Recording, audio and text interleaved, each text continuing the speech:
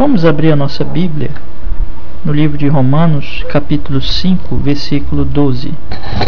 Romanos, capítulo 5, versículo 12. Vamos ler a palavra do nosso Deus.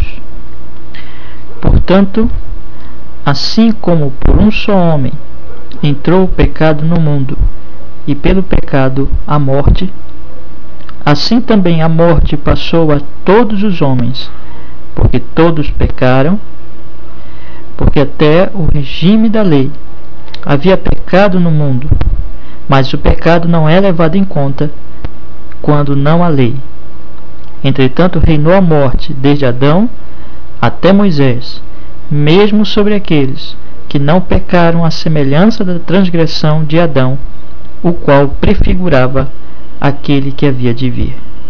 Todavia, não é assim um dom gratuito como a ofensa, porque se pela ofensa de um só morreram muitos, muito mais a graça de Deus e o dom pela graça de um só homem, Jesus Cristo, foram abundantes sobre muitos. Amém. Prezados ouvintes, eu não pretendo fazer uma exposição detalhada deste texto, mas tratar de um tema que está neste texto bem claramente, que é a queda de Adão, e, na verdade, dando conselhos muito importantes àqueles que foram afetados pela queda. Em outras palavras, a toda a raça humana. Então eu quero dar como título para este nosso breve estudo, breve reflexão, breves conselhos. Eu darei então o título da seguinte maneira: Conselhos a uma raça caída. Conselhos a uma raça caída.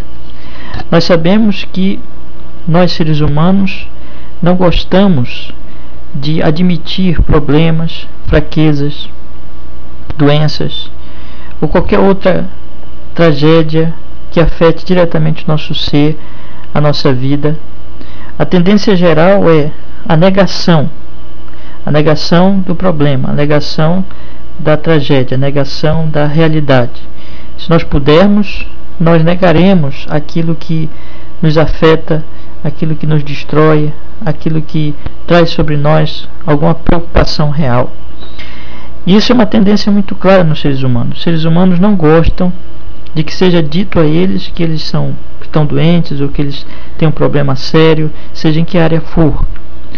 Mas nós sabemos que a maldade, profunda maldade, nós não declararmos a uma pessoa a respeito de algum perigo real em que ela está, ou a respeito de uma doença, ou qualquer, enfim, alguma coisa que realmente esteja afetando a sua vida, nós não declararmos a ela a sua situação, nós não abrirmos os olhos dela para esta realidade, por mais dura que seja. Seria maldade não fazer isso.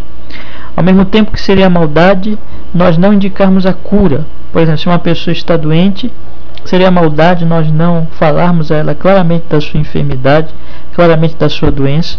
Ao mesmo tempo que seria maldade nós não declararmos, mostrarmos a ela a cura. Havendo cura, então, mostrarmos a ela onde está essa cura e como ela poderia ter esta cura.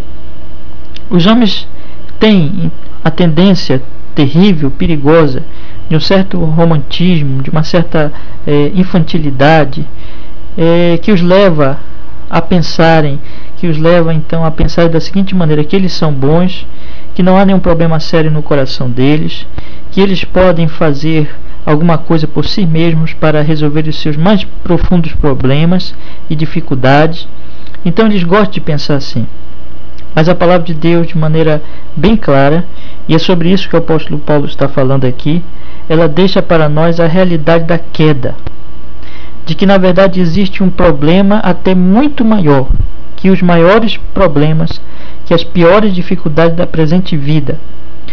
Existe um problema no homem que é maior do que as guerras, que é maior do que as doenças, que é maior do que as dificuldades familiares, a miséria, a violência, a corrupção, ou qualquer outra coisa que nós possamos imaginar, e que é maior até que a própria morte. e que na verdade está na base, na causa, na raiz de todos os nossos tragédias, de todos os nossos problemas, e esse problema é o pecado. E a origem do pecado que está em Adão, que está na queda. A Bíblia diz que Adão pecou, e como o apóstolo Paulo diz aqui, portanto, assim como por um só homem entrou o pecado no mundo, então através de Adão o pecado entrou no mundo, o pecado entrou e afetou absolutamente a toda a raça humana, porque Adão era o nosso representante no jardim do Éden. A Bíblia diz que Deus criou o homem perfeito, a sua imagem, a sua semelhança, e colocou o homem no jardim de delícias, e ali ele estava, e Deus pôs um teste para o homem, para que ele não comesse daquele fruto proibido, e o homem era o representante, aquele homem, no caso Adão, era representante de todos nós, de toda a raça. E Adão caindo, todos cairiam, e de fato Adão caiu, Adão pecou, e assim trouxe para nós a culpa, a natureza consequente desta culpa, a morte espiritual, a natureza pecaminosa, os desejos pecaminosos, e assim nós já somos concebidos em pecado, como diz o Salmo 51, o salmista Davi, somos concebidos em pecado, já nascemos possuindo uma natureza absolutamente avessa a Deus, que odeia a Deus e que não se importa com Deus, e que ama tudo que Deus odeia e que odeia tudo que Deus ama. Esta natureza é que produz, o que a Bíblia chama muitas vezes, que está lá no nosso coração, esta natureza produz tudo o que é iniquidade, tudo o que é imundície, tudo o que é pecado, tudo o que vem para a nossa própria destruição, para a nossa própria morte. O Senhor Jesus Cristo diz que é do coração que brotam todas as maldades, todas as perversidades, todas as iniquidades. É de nós que vem isso. Nós somos como uma árvore que produz maus frutos. Nós somos como uma árvore que produz frutos maus para a nossa própria destruição, para a nossa própria perdição. E assim diz a palavra de Deus, que nós estamos contra Deus, que nós estamos rebelados contra Deus, e que, portanto, só sobra para nós, só tem para nós a sua ira, a ira justa de Deus. E Deus está irado com a humanidade, e Deus está contra a humanidade, e em breve Ele trará o juízo. No grande dia do julgamento divino, no dia do juízo vindouro, o juízo final, Deus chamará cada homem para prestar conta de seus pecados, e eles estarão irremediavelmente perdidos, e eles não podem fazer nada para se salvar. O fato é que a Escritura Sagrada nos informa claramente que o homem não pode fazer nada para salvar a si mesmo, mas só Deus pode salvar. E a boa notícia é que de fato Ele o faz através do seu Filho Jesus Cristo. O Senhor Jesus Cristo é a segunda pessoa da Trindade, é o Deus encarnado, se tornou homem para salvar homens, viveu uma vida justa, levou sobre si os pecados do povo que Deus iria salvar, pagou-os naquela cruz, sofreu ali pelos pecados do seu povo, e é o único meio de nós sermos salvos. É o único meio de nós sermos livres da maldição da queda, de tudo aquilo que a queda trouxe sobre a humanidade. É somente pela fé em Jesus, é somente por confiarmos no Senhor Jesus Cristo, depositarmos a nossa fé unicamente nele, que poderemos então ser salvos. Só Deus salva, e Ele o faz em Cristo. Cristo é o único que pode nos salvar. À luz destes fatos, meus amigos, à luz do fato de que nós temos essas duas realidades, nós temos Adão como a fonte de toda a morte, de toda a culpa, de toda a natureza pecaminosa e de toda a maldição, e nós temos Cristo como aquele único que pode nos salvar. Eu gostaria de dar alguns conselhos a todos os ouvintes, a todos vocês todos que estão me ouvindo agora. Vocês pertencem a esta raça caída, e vocês têm como única esperança o Senhor Jesus Cristo. Como o apóstolo Paulo diz aqui, em Adão todos nós morremos, todavia o dom gratuito de Deus está em Cristo Jesus. Todavia não é assim o dom gratuito de Deus, mas é como a ofensa, porque se pela ofensa de um só morreram muitos, muito mais a graça de Deus e o dom pela graça de um só homem, Jesus Cristo, foram abundantes sobre muitos. Cristo Jesus é o único Salvador. E os conselhos que eu quero dar a vocês agora são 5 conselhos breves, mas que considero como muito importante para a sua vida, para o seu coração. E o primeiro conselho é o seguinte: procure, meu prezado ouvinte, conhecer profundamente o efeito do pecado de Adão na humanidade. Por Adão entrou o pecado, e pelo pecado entrou a morte, como nos diz aí em Romanos 5,12. Toda a humanidade se tornou pecadora e morta espiritualmente. Esta morte implica na escravidão a 3 inimigos terríveis. O apóstolo Paulo, ele nos fala da seguinte maneira no livro de Efésios, no capítulo 2, a partir dos primeiros versículos. Efésios capítulo 2, a partir dos primeiros versículos, o apóstolo Paulo nos diz assim: Ele vos deu vida, estando vós mortos nos vossos delitos e pecados, nos quais andastes outrora, segundo o curso deste mundo, segundo um príncipe da potestade do ar, do espírito que agora atua nos filhos da desobediência, entre os quais também todos nós andamos outrora, segundo as inclinações da nossa carne, fazendo a vontade da carne e dos pensamentos, e éramos por natureza filhos da ira, como também os demais. O apóstolo Paulo nos diz lá em Romanos que através de Adão entrou o pecado, e pelo pecado entrou a morte. E aqui em Efésios capítulo 2, ele nos explica claramente qual a implicação desta morte terrível que veio sobre nós. Ele diz que a nossa situação, por natureza, como descendente de Adão, como ligados a Adão, como aqueles que têm Adão como seu representante, é uma situação terrível em que temos contra nós 3 inimigos poderosíssimos que nos escravizam, que nos pisam, que nos conduzem para a perdição eterna, e dos quais por nós mesmos jamais nós poderemos nos livrar. Não temos poder por nós mesmos para nos livrar destes inimigos poderosíssimos. E esses inimigos são 3: é o mundo, a carne e o diabo. O apóstolo Paulo diz que nós andávamos antigamente. Ele diz que antes dos cristãos serem regenerados, vivificados, eles estavam totalmente no poder desses inimigos. Eles viviam no poder deste mundo. E este mundo é este sistema presente ante Deus, contra Deus, e sistema que nos conduz, que nos induz e que nos leva como um rio leva um pedaço de qualquer coisa que vai totalmente levado ali pelo curso do rio e não pode fazer nada para mudar aquele curso. Assim somos nós, prezados ouvintes. Assim somos nós levados por este rio poderosíssimo que nos conduz para as rochas, que nos conduz para a perdição, que nos conduz para a morte. Assim que nós vemos a sociedade totalmente dominada por valores anti-Deus, por costumes anti-Deus, por ideologias anti-Deus, por pensamentos anti-Deus. As pessoas falam da mesma maneira, pensam da mesma maneira, têm os mesmos valores. Isso tudo devido à grande influência de uns sobre os outros, conduzindo os outros ao pecado, à rebeldia, à rebelião. E os homens estão unidos nessa rebelião contra Deus, anti-Deus. Então nós podemos dizer que nós estamos aí debaixo desse sistema poderosíssimo, e essa é a situação de morte que o pecado de Adão nos trouxe. Mas há um segundo inimigo também muito poderoso, que nos conduz para a morte e para a destruição, e este é o diabo.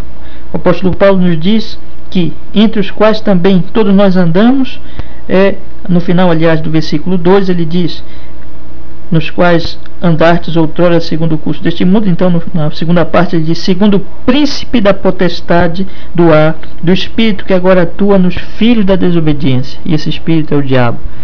É o diabo, Satanás, aquele mesmo que tentou Adão e Eva no jardim do Éden. E imagine que esse inimigo não é um inimigo qualquer. Imagine que esse inimigo é um inimigo extremamente astucioso, esperto, poderoso. Inimigo este que foi capaz de enganar aquele casal que nunca tinha conhecido o pecado, que nunca tinha experimentado o pecado, que tinha uma natureza santa, pura, e que vivia num jardim de delícias. E ainda assim o diabo, com a sua astúcia, com seu poder, conseguiu induzi-los, conseguiu enganá-los, conseguiu seduzi-los, de forma que eles pecaram contra Deus, de forma que eles desobedeceram a Deus.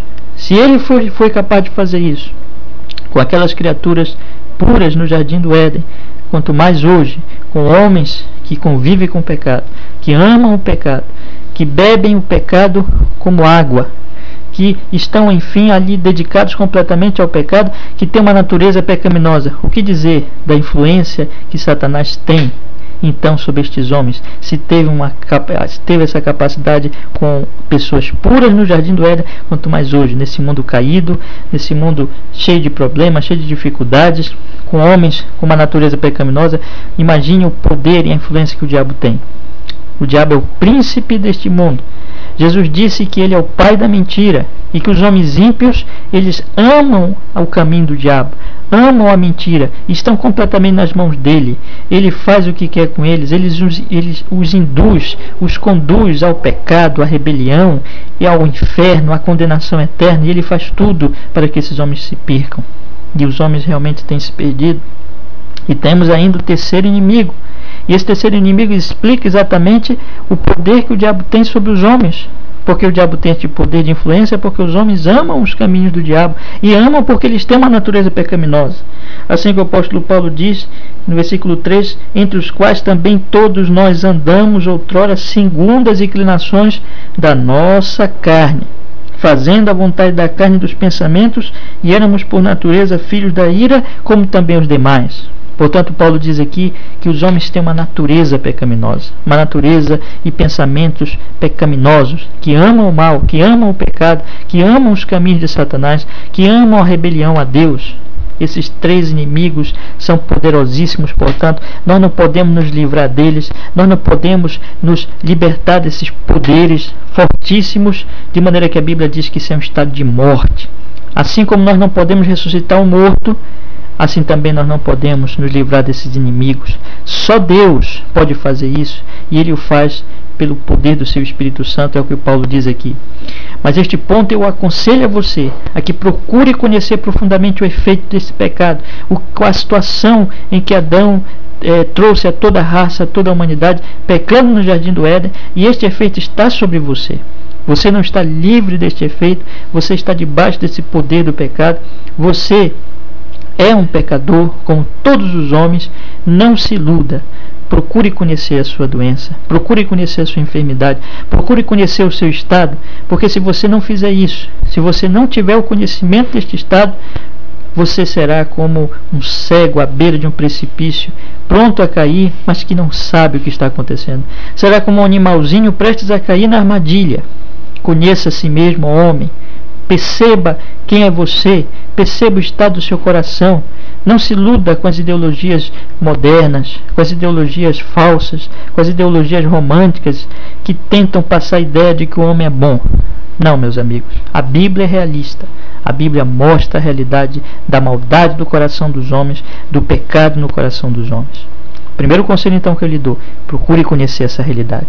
Procure conhecer a realidade do pecado na sua própria vida. O segundo conselho que eu lhe dou é: procure conhecer o Salvador, Cristo Jesus. Conheça-o profundamente. Se um grave doente descobrisse um médico que mora no outro lado do mundo, mas que pudesse curá-lo, ele venderia até sua casa para chegar ao dito médico, se assim fosse preciso. Tudo ele faria para chegar ao Salvador. Ora, meu prezado amigo, a Bíblia diz que o Senhor Jesus Cristo é o único Salvador do nosso maior problema, da nossa maior doença. Lá em Mateus capítulo 1, verso 21, está escrito que o Senhor Jesus veio salvar o seu povo dos seus pecados. Nosso maior problema é o pecado. O pecado é essa ofensa contra Deus, essa rebelião a Deus, essa rebelião irracional contra o Deus santo, bom, puro, bondoso, misericordioso. Esse pecado tem acendido, o fogo da ira de Deus contra nós. Esse é o nosso pecado. Mas o Senhor Jesus Cristo, Ele veio assumir os nossos pecados. Ele veio nos salvar. Ele veio salvar o seu povo dos seus pecados. Cristo nos salva do pecado. E Ele fez isso quando Ele levou sobre si os nossos pecados. O apóstolo Paulo, o grande apóstolo, nos diz em 2 Coríntios capítulo 5, versículo 21, aquele que não conheceu o pecado, Ele o fez pecado por nós, para que nele fôssemos feitos justiça de Deus. Ele se tornou pecado. Ele assumiu o nosso pecado. Viveu uma vida justa, viveu uma vida sem pecado. e ainda, além disso, assumiu o nosso pecado, de maneira que Ele é o nosso novo representante, é o nosso único Salvador, é o homem justo, é aquele que levou sobre si os pecados de toda a humanidade, pagou o preço na cruz, e Ele é o único meio de nós sermos salvos. É pela fé nele que nós somos salvos. Assim, procure conhecê-lo, meu amigo. E como você pode fazer isso? Antes de tudo, é lendo a sua palavra profundamente, conhecendo-o na Escritura. Ele nos diz claramente em João capítulo 5, versículo 39, examinais as Escrituras, porque julgais ter nelas a vida eterna, e são elas mesmas que testificam de mim. Ele mostrou claramente que a Escritura testifica dele. Ora, então leia a Escritura e clame, porque ele também disse que o Espírito Santo nos revelaria toda a verdade. Clame ao Espírito Santo, leia a sua Bíblia a cada dia, faça isso com uma sua prioridade, buscar conhecer o Senhor Jesus Cristo. Leia continuamente a sua Bíblia em oração, clamando ao Espírito Santo, pedindo que o Espírito Santo revele você a Jesus Cristo na Bíblia. Mas faça também outra coisa: ouça a pregação fiel, pois Deus decidiu revelar-se através da pregação fiel da sua palavra, através dos ministros da palavra, homens fiéis que se dedicam a tão somente a pregar o que já está na Escritura, a ensinar o que está na Escritura e aplicar a vida das pessoas. Em 1 Coríntios capítulo 1, a partir do verso 18, o apóstolo Paulo diz assim: certamente a palavra da cruz é loucura para os que se perdem, mas para nós que somos salvos, poder de Deus. Pois está escrito: destruirei a sabedoria dos sábios e aniquilarei a inteligência dos instruídos. Onde está o sábio? Onde está o escriba? Onde está o inquiridor deste século? Porventura não tornou Deus louca a sabedoria do mundo? Visto como, na sabedoria de Deus, o mundo não o conheceu por sua própria sabedoria, aprove a Deus salvar os que creem pela loucura da pregação. É pela pregação, meus amigos, que Deus fala. É pela pregação fiel que Deus se manifesta hoje. Aprove a Deus salvar os que creem pela pregação, pela loucura da pregação, diz o apóstolo Paulo. Portanto, seja resoluto nesta busca. Busque uma igreja, uma congregação fiel à palavra. Busque um pregador fiel. Ouça com fidelidade, vá à sua Bíblia, confira na Escritura se tudo está sendo pregado corretamente, clame a Deus, leia, medite, reflita, procure conhecer quem é o Salvador Jesus, o único que pode salvar. Busque a cura, busque a salvação, não fique quieto, não durma tranquilo enquanto você está perdido, enquanto você está sem a salvação em Cristo Jesus o Senhor. Em terceiro lugar, eu lhe aconselho: não confie nos recursos humanos, meu prezado ouvinte. Todo o poder do homem, absolutamente todo o poder do homem está ligado à queda. Desde que os homens caíram, todos os recursos, toda a capacidade, toda a força, toda a inteligência, toda a sabedoria, toda a filosofia, toda a ciência, toda a religião, toda a capacidade meramente humana está afetada pela queda. Está manchada pelo pecado. Tudo está marcado com aquela terrível marca, pecado, e consequentemente morte. Portanto, nada do que nós possamos fazer, nada da nossa própria capacidade pode nos trazer algum benefício real, alguma salvação real, alguma respeitabilidade real, algum mérito real diante de Deus. Todas as nossas melhores obras, todas as melhores práticas nossas, a Bíblia diz que são trapo de imundície. Em Isaías 64, versículo 6, a Escritura diz: mas todos nós somos como o imundo, e todas as nossas justiças como trapo de imundícia. Todos nós murchamos como a folha, e as nossas iniquidades como o vento nos arrebatam. Oh, meu prezado ouvinte, não confie em si mesmo, não confie na sua justiça, não pense que você por si só pode agradar a Deus. Como é possível que você ache que de um esgoto terrível e imundo possa se tirar água pura, água limpa? Como é possível que você ache que de uma árvore má possa se tirar bom fruto? Não, meus amigos. Todas as vezes que os homens não dependem de Deus, não dependem de Cristo, mas tentam por si só estabelecer uma religião na tentativa desesperada de agradar a Deus, eles não conseguem isso. A única coisa que eles conseguem é a ira de Deus, porque o padrão de Deus é altíssimo e eles mesmos têm um coração mau, coração que produz só o pecado, e toda aquela justiça de sua religião, todas as suas obras, todos os seus esforços vão apenas mascarar este pecado e não vão poder salvá-lo de forma alguma. Deus olha o coração e vê o pecado lá, e aquela justiça de nada adianta. Por isso que o apóstolo Paulo diz em Romanos capítulo 9, versículo 30, que diremos, pois, que os gentios que não buscavam a justificação vieram a alcançá-la, todavia a que decorre da fé. E Israel, que buscava a lei da justiça, não chegou a atingir essa lei. Por quê? Porque não decorreu da fé, e sim como que de obras. Tropeçaram na pedra de tropeço, como está escrito: eis que põe em Sião uma pedra de tropeço, a rocha de escândalo, e aquele que nela crê não será confundido. Irmãos, a boa vontade do meu coração e minha súplica a Deus a favor deles são que sejam salvos, porque lhes dou testemunho de que eles têm zelo por Deus, porém não com entendimento, porquanto desconhecendo a justiça de Deus e procurando estabelecer a sua própria, não se sujeitaram a que vem de Deus. E assim aqueles antigos judeus, aqueles contemporâneos do apóstolo Paulo, cometeram esse erro. Foi-lhes apresentado Jesus, Cristo Jesus como único Salvador, mas eles rejeitaram. Eles preferiram estabelecer a sua própria justiça, mas imediatamente ao fazer isso eles estavam se ligando à queda, e da queda só vem morte, da queda só vem perdição. Imediatamente ao tentar estabelecer a sua própria justiça, eles estabeleceram mais pecado, porque a justiça deles vinha de um coração manchado pela queda. É um coração que já estava ali cheio de pecado.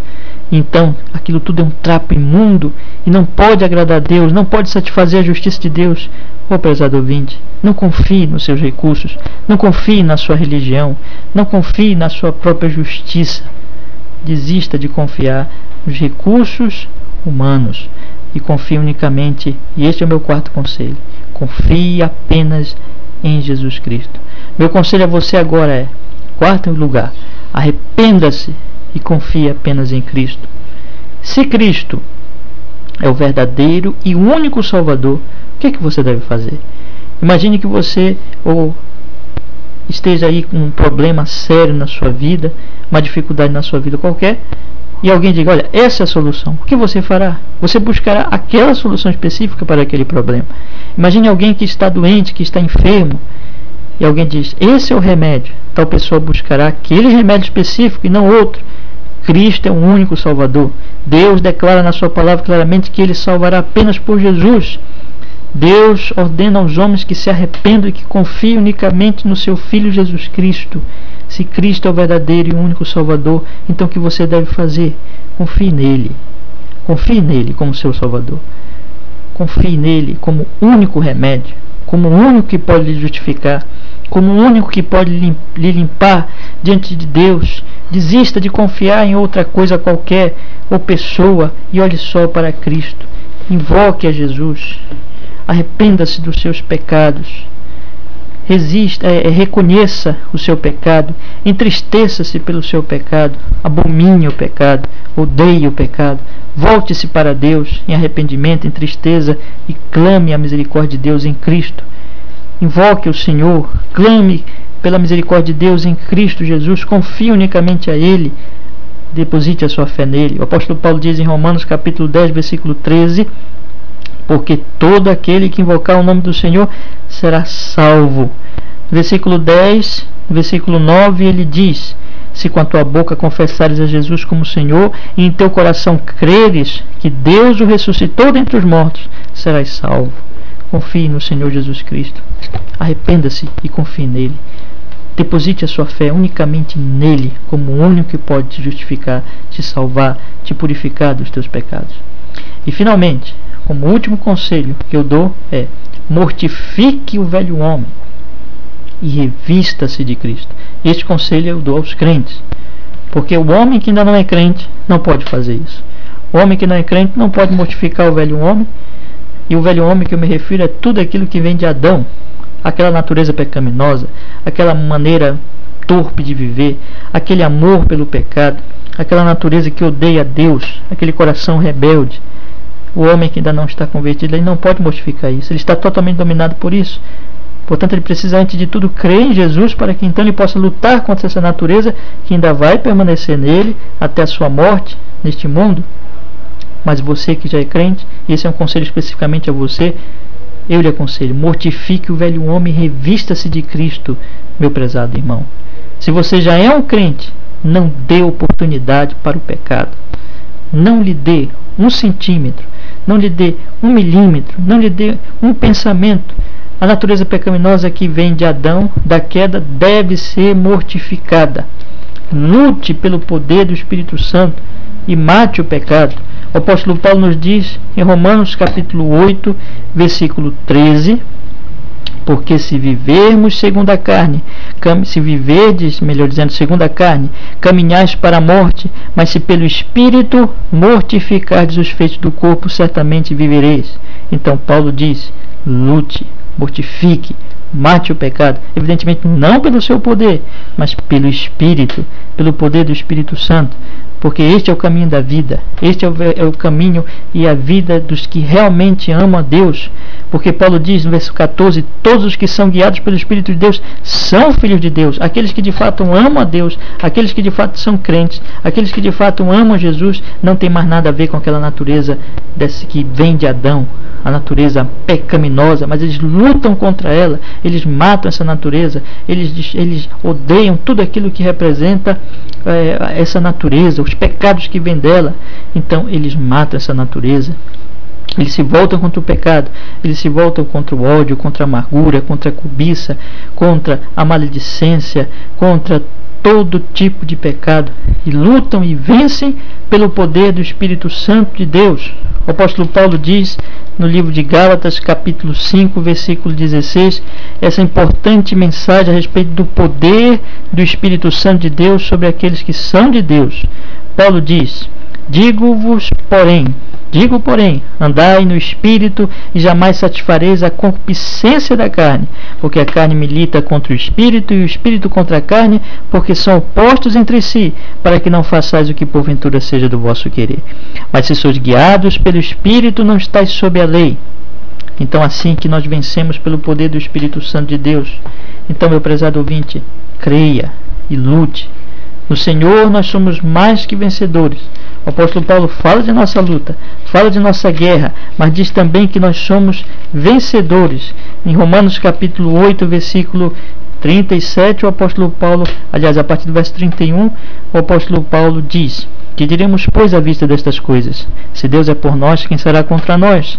Aquele que não poupou o seu próprio filho, antes por todos nós o entregou, porventura não nos dará graciosamente com ele todas as coisas?